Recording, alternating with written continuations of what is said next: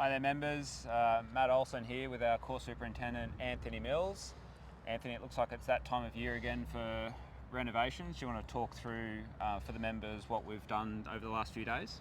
Yeah, sure. So, well, it's actually starting at the beginning of February, we took soil samples which were sent away to work out deficiencies in the soil of the greens.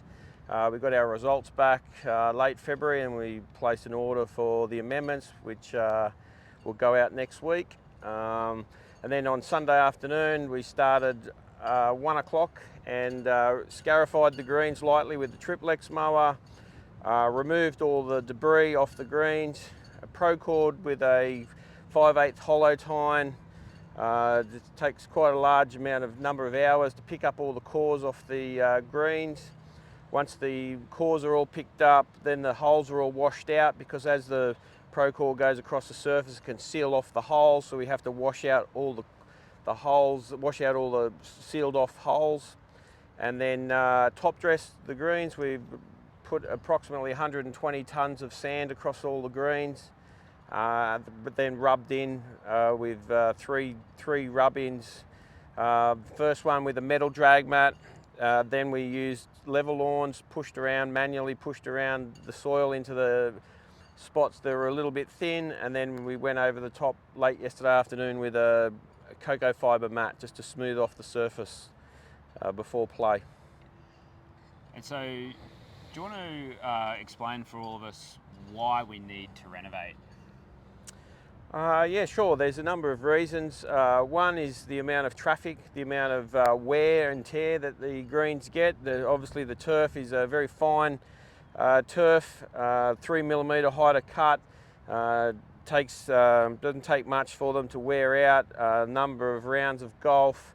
The weather conditions that we had this summer, obviously very humid, very hot, and also rainfall in very quick succession, large amounts of rain very quickly, not soaking rain. So that also seals off the surface of the greens.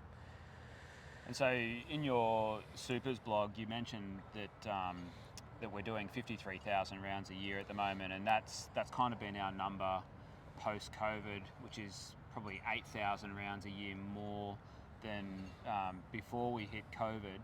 Can you just talk to us about what sort of pressure each additional round places on the turf?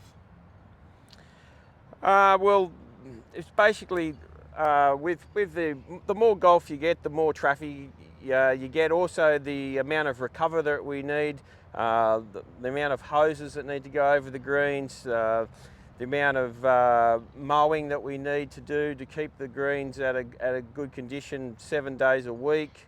All those just add, especially on pinch points, walking on and off greens, and just compaction over the whole greens. Obviously, the more golf you get, the more renovations, the bigger the practice of renovations you need. Just adds on top of each other. Okay.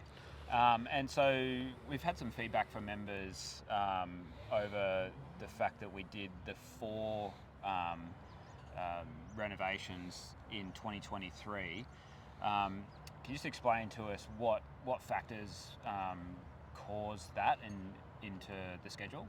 Yeah, sure. So obviously when we renovate with our machines, like we've renovated this time with a Procore, we only go to a depth of 100mm of depth of tine. So in August, the last few years, we've got a contractor in to put a verti-drain down 200mm. That stops the 100mm pan forming underneath the surface. That will break that up. So we've introduced that a couple of years ago. I think that's really helped with the drainage of the greens.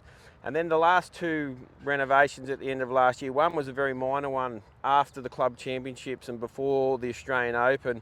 It was just to help infiltration on the surface. We only went to a depth of 30mm and it was only a 6mm tine. And then obviously, as I spoke about, with all the traffic over summer and after the Australian Open, we needed another one just to help freshen up that turf and to get us through to this major renovation, which we really haven't done for 12 months. And so then looking forward for the rest of 2024, the plan will be just to stick with the spring renovation following this renovation? Yes, yes. So that verti drain that we did in August, we've done in August the last couple of years, we'll actually move that back a little bit, and that will form part of our spring renovation. So we'll actually lose that renovation in August. That'll be condensed into the spring renovation. And then in our spring renovation as well, can you just talk a little bit about what we'll do with the fairways? So in 2023 with the Australian Open, we didn't do our normal sort of heavy scarify on the fairways. So what will that look like later this year, do you think? Yeah, so due to the fact of the Australian Open, obviously the large scarifiers didn't go out. This year, at the end of summer, we've started to see a little bit of scalping with all the thatch build up that the Kikuyu does after a summer. So this spring we'll have to do quite a major scarify, and probably some fairways will even need to do a double scarify in 2 different directions so that we can remove that thatch build up and we don't have the scalping next summer. And so looking into your crystal ball, what sort of recovery period do you think we'll be looking at from this renovation now? We still have some quite good weather over the next 10 days, so warmth still in the soil, good daytime temperatures, nice drying weather. So I'd be expecting that the greens will be reasonable after 4 weeks and good after 6 weeks. Well, Anthony, thank you and the team. It's a big job to get such a large renovation done in a very short period of time. I think the team's done really well, so thank you, and I'm sure the members appreciate it. That's all right, thank you.